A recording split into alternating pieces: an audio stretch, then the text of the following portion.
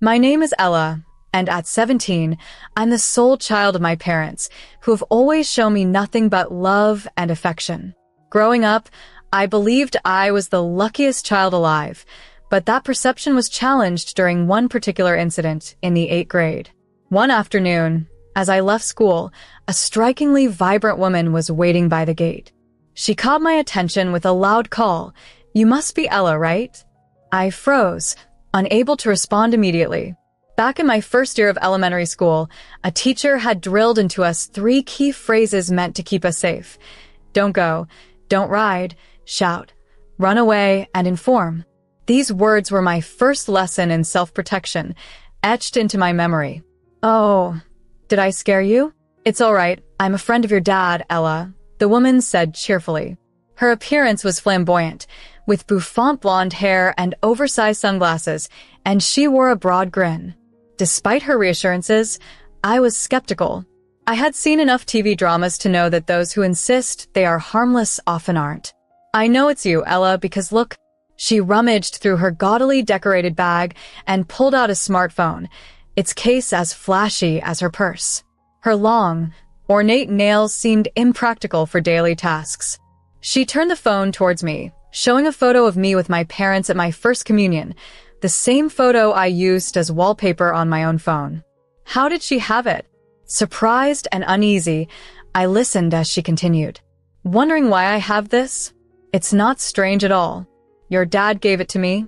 She laughed heartily before introducing herself as John, and then left abruptly with a peculiar message for me to relay to my mom about, giving her dad quickly. At home, I saw my mom's welcoming face and decided to keep silent. On the surface, life continued as usual. My dad remained the kind, family-oriented man he always was, still chasing his dream of becoming a fashion designer. Yet a heavy, cold lump settled in my heart, a silent witness to the unresolved tension. I transitioned from elementary to middle school, my parents acting as if nothing had happened, even posing for photos with me at school events. To outsiders, we were a perfectly normal family. However, I couldn't shake off the feeling that something was amiss. As time passed, shortly after starting middle school, my mom fell ill with a serious condition that threatened to cut her life short. "It's not a lie, Ella. I won't be around much longer," she told me with a faint smile. Through all this, I've kept my worries to myself, hoping against hope that the incident with John was just a misunderstanding or a cruel joke. But the doubt and the secrecy weighed heavily on me, shaping my young life in ways I never expected. "Ella, there's something important I need to discuss with you. I have a feeling that after I'm no longer here, things might get tough for you. To ensure you can stand on your own, I'll do everything in my power to prepare you. Mom made it clear that you need to be able to live independently. It seems she doesn't envision a future where you're living with Dad or just the 2 of us. Perhaps she senses something?" I always suspected as much, yet found myself unable to ask her directly. It seemed like Mom thought I was aware, but chose not to discuss it explicitly. "When the time comes, you may face challenges that you dislike, but I hope you understand that everything I do is for your sake." I simply responded, "Yeah, I understand." Mom seemed pleased with my answer, gave me a tight hug, and expressed her gratitude. Afterward, we didn't talk much about it. We continued living as if everything was normal, just the 4 of us. The only change was that Mom gradually became weaker, often going to the hospital until one day she couldn't return home. During this time, Dad was a constant presence by her side. He rushed to visit her after work and would often come home early to cook and manage the household, always ensuring that everything was taken care of. To anyone looking on, Dad was the perfect husband and father. However, something in his demeanor seemed forced. "I made soup. How does it taste?" he would ask. "It's delicious," I would reply. "You're a great cook, but I miss Mom's cooking. I hope she can cook for us again soon." We played our roles within the family, maintaining a facade. I sensed that both Mom and I knew it was just an act, but we went along with it, trying to keep her final days peaceful. That's how we spent our time, simply passing the days and pretending. For years later, when I was in my 3rd year of middle school, Mom passed away. Losing her was profoundly heartbreaking, a pain only understood by those who have experienced such a loss. At the wake and funeral, Dad played the grieving husband flawlessly, his tears mirroring mine yet feeling hollow. The attendees expressed their condolences, crying for the bereaved father and daughter. Alone after the services, many advised me to stay strong alongside Dad. However, Mom and I had made a promise. I needed to forge my own path. As expected, Dad's presence at home dwindled. "Dad's busy with work," he would say, justifying his absence. "You're big enough to manage on your own now," leaving me to face most days by myself. It was tough, tougher than I anticipated. I had hoped that maybe Dad would show more concern for me after Mom's passing, but that was not to be. At 15, caught between being an adult and a child, I gradually adapted to the solitude. Then, 1 month after Mom's memorial service, something unexpected happened. It was a quiet Saturday at home when suddenly, the noise outside caught my attention. "First, clear out all unnecessary items. Then we'll organize the rest," Dad directed a group outside. Confused, I asked, "What's happening? Why are you moving Mom's things?" To my dismay, workers began removing Mom's belongings. "No, don't take those away," I protested, blocking the doorway. "They were just movers, doing their job on Dad's orders. Mom's not here to use these anymore, so I'm having them removed," Dad explained nonchalantly, seeming almost to relish the upheaval. Desperately, I resisted, sprawled across the entrance to prevent them from taking anything. "What are you planning to do with these things?" I demanded. "Items that can be sold will be sold. The rest will be discarded," Dad declared, his tone detached as he watched the scene unfold. My father spoke as though he intended to take away something precious. Those items were my mother's bridal trousseau, crafted by my wealthy maternal grandparents. The trousseau was not just valuable, but held deep sentimental worth. Currently, the movers were attempting to take it, prompted by my father's instructions. I protested to the movers, explaining that the trousseau was handmade by my grandmother for my mother's wedding. It was a part of our family heritage. Just as I was explaining, an intrigued voice chimed in from behind. It was John. She brushed past me to inspect the trousseau, commenting on its vintage quality and declaring she would use it. Despite my pleas, the movers continued until John instructed them otherwise, and my father then ordered the items returned. Curious about her authority, I questioned my father, who introduced John as his new wife, Ella, and thus my new stepmother. I was taken aback and resistant to accept her.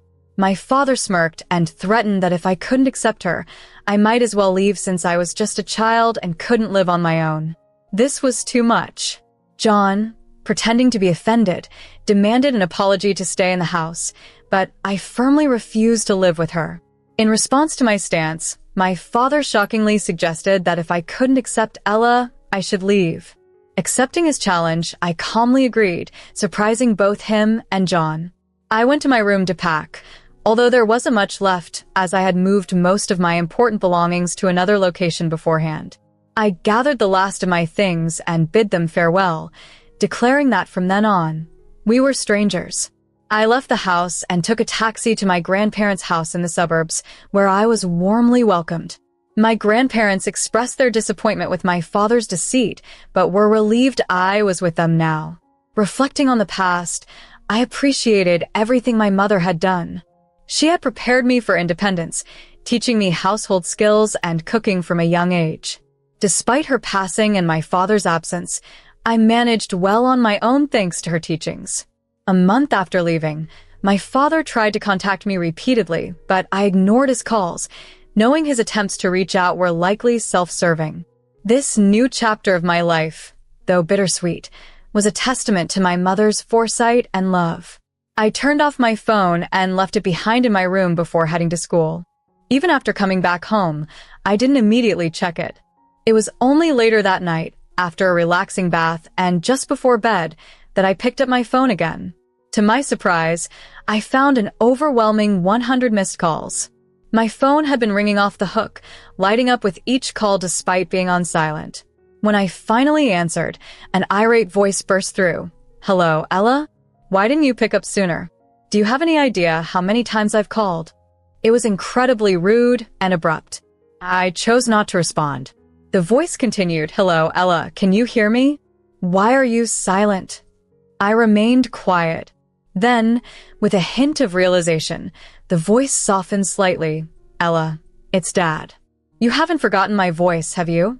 I wish I could forget, I thought to myself, but aloud, I remained silent. "Ella, help me. I'm in trouble. You wouldn't turn away from your own father, would you?" His pleading tone was almost sickening. I replied calmly, "I don't have a father, remembers?" There was a pause before he persisted. "It's me, your dad. Can't you help me? Ella, think of your family. As I've said before, you're mistaken. Please double-check the number you're dialing." I retorted before hanging up and turning off my phone, deciding that I wouldn't let the man who used to be my father disturb my peace again. The very next day, after I'd stopped responding, my father and his partner John appeared uninvited at my grandparents' home. They were demanding and aggressive. "Let us see Ella. You must have poisoned her against us. Send her home immediately," they insisted. But my mother, before her passing, had transferred the ownership of her properties, including our family home, to me, a home originally gifted to her by my grandparents upon her marriage.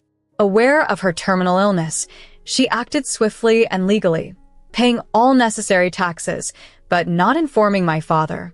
Believing he still had rights over the property, my father was in a state of panic. I consulted with my guardian, who is also my lawyer, and we issued an eviction notice. The notice clearly stated that he had 1 month to vacate the premises or face legal action. It also mentioned that all household belongings, which I had documented, belonged to me, and any damages would be met with claims for compensation. About 10 days later, my father responded with a will purportedly from my mother, claiming all her assets were left to him. However, this was an outdated will, written shortly after her diagnosis. In contrast, my mother had prepared a newer, dated will the day before she passed, leaving everything to me, and had entrusted me to my grandparents' care, ensuring that my father would not have custody. We responded to his claims with the fact that the newer will rendered the previous one invalid. Despite his attempts to challenge this, it was clear that my mother's final wishes were for me to inherit everything and for him to have no part in my life. Days after our firm response, a lawyer representing my father reached out, claiming a misunderstanding and pleading for a meeting, but by then, it was too late for any reconciliation. What happened was this. My father had concealed the fact that I had a sister, John, from our lawyer. He claimed that I had quietly moved to my grandparents' home and was no longer in contact. During his visit to my grandparents, he alleged that they had called the police and denied him any visitation, saying he feared I was being held against my will. Desperate, he pleaded, emphasizing that I was still underage and that he couldn't fathom my decision to be adopted by my grandfather without his permission. He suspected my grandparents had misled me, and I had believed their deceit. "He's my cherished daughter, the only child my wife left behind. Please help me get her back," he implored. Observing my father recount his worries with tears was challenging for the lawyer. He remarked on the confusion I must be feeling after losing my mother, noting that my father, too, had lost his beloved and wasn't there for me as he should have been. This might be the reason for his emotional display, but I couldn't help but wonder about his dramatics, given his past aspirations to become a fashion designer. I recalled a moment at my mother's deathbed where she had asked my father to look after me, a scene he solemnly agreed to, hand in hand. My grandparents, initially skeptical of my father, were visibly moved by his display of emotion. However, I felt detached, witnessing no genuine warmth in that gesture. During a meeting with the lawyer, I presented a recording from the day movers came to our house, which exposed my father's true demeanor. His facade of concern for my mother and me crumbled as the lawyer listened. It was evident my father had been performing all along. Apologizing for the misunderstanding, the lawyer later informed me that he had refused my father's request and billed him for breach of contract due to lying about the circumstances surrounding my situation. The deeper truth stemmed from my mother's past. As a young teenager, she had fallen for my father, then a budding fashion designer in a small theater group. Despite their age difference and his unsteady career, they eventually married, under the stipulation from my grandparents that my mother's surname be retained due to her position as the sole daughter of a prominent business magnate. After marrying, my father ceased acting and joined a company affiliated with my grandfather's business. This did little to earn my grandfather's trust, however. His true colors showed clearly over time. I might have continued to believe he was a wonderful father if not for uncovering his affair with John, a nightclub worker who mistakenly believed she could usurp my mother's place. The reality was harsh. My mother had received a letter meant for my grandparents after her death, revealing her growing suspicions about my father's fidelity. Despite once adoring him, her intuition led her to uncover his deceit and multiple affairs. Though she discovered people saying he was only with her for her wealth, she held on to hope for a happy family life after my birth. Yet, as I learned the truth, it became clear that the man I thought was a caring father was merely a skilled fashion designer, concealing his true motives and infidelities behind a mask of familial devotion. They had reached a point where they had nothing left to lose or give. Their resignation to their grim prospects was palpable, yet I was prepared to take legal action, and they were well aware of my stance. The day I met John, a little girl, marked a turning point. She had tried to coerce my mother into leaving by making her presence known, a move that could be construed as a deliberate interference with custody. In legal terms, it is feasible to seek compensation from a mistress who attempts to separate a parent from their young child. John denied any such intentions, but a private investigator I had hired managed to record the incident on video. She pleaded for mercy, imploring me not to pursue legal action, but my resolve was firm. The ensuing lawsuit exposed John's misconduct publicly, leading to her dismissal from the club where she had been a source of several issues. This club, known for its prestigious standing, prioritized its reputation highly and could not risk associating with someone like John. When faced with the choice, they asked her to resign. John even threatened to sue me for defamation, but I dismissed her threats, unbothered by the prospect of a lawsuit. Ultimately, she refrained from suing and left the club, severely limiting her future employment prospects in high-end venues. The lawsuit is still underway. Winning might not bring significant financial gain, but vindication is my primary goal. I refuse to let them off easily. My determination is unwavering. Meanwhile, my father's professional life crumbled. He had secured his position at his company through nepotism, via my grandfather's influence and his status as a son-in-law, shielded from criticism regardless of his actions. However, the scandal, being ousted from his home by his daughter and the exposure of his long-standing affair with John, revealed his incompetence, which had been previously overshadowed by his skilled facade of capability. It became evident that his only real talent was pretending. His true incompetence came to light, dispelling any illusions of his capability. His reputation was irreversibly tarnished, leading to universal disdain from colleagues and clients alike. Despite attempts to remain inconspicuous, the workplace became too hostile, and he was forced to resign.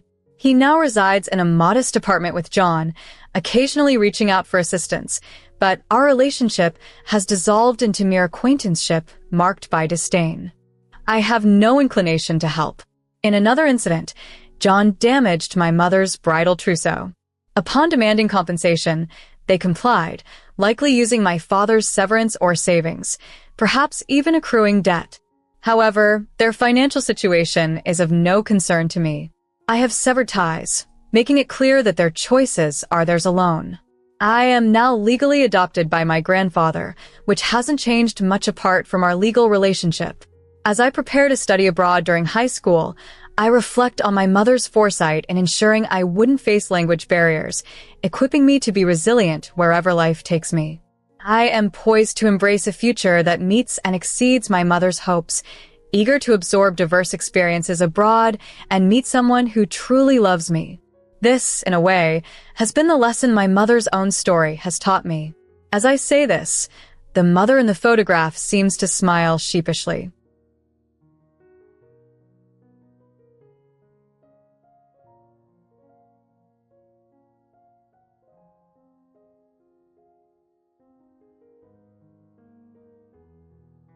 I'm Ellie, a 27-year-old woman, and I've had a challenging relationship with my younger brother Michael, who's 24.